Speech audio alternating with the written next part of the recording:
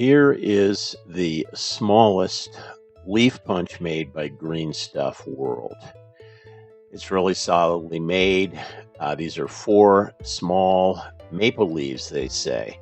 They don't exactly look like maple leaves, but they do look like leaves when they're used. They're about 1 millimeter across. They're really quite tiny, but will they work for HO scale? Here's the web page for the punch. It's the smallest one they make again, and you'll note they say that it's only good for 1/48th scale to about 1/80th scale. But I thought I'd give it a try and see if it would work for 1/87th. Now here is the paper I used to punch out.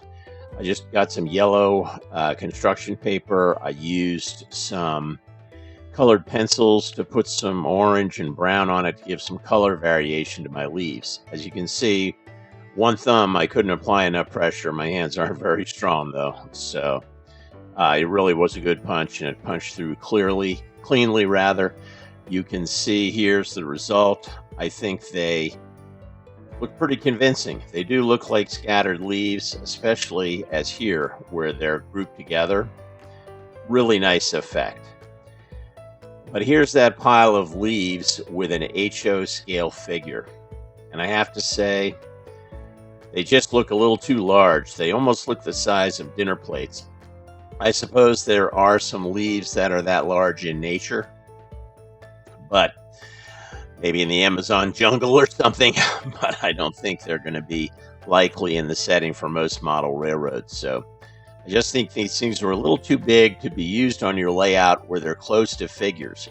I think where it'd be close to a building or not right next to a figure that people have an immediate sense of scale about, they probably would have worked just fine, even in HO. But next to figures, they're not going to work that well.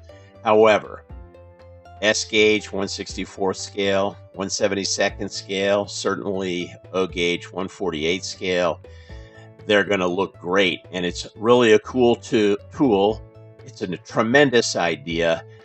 So I definitely recommend this tool. It just is going to have somewhat limited applications in HO scale. That's all I've got for you this time.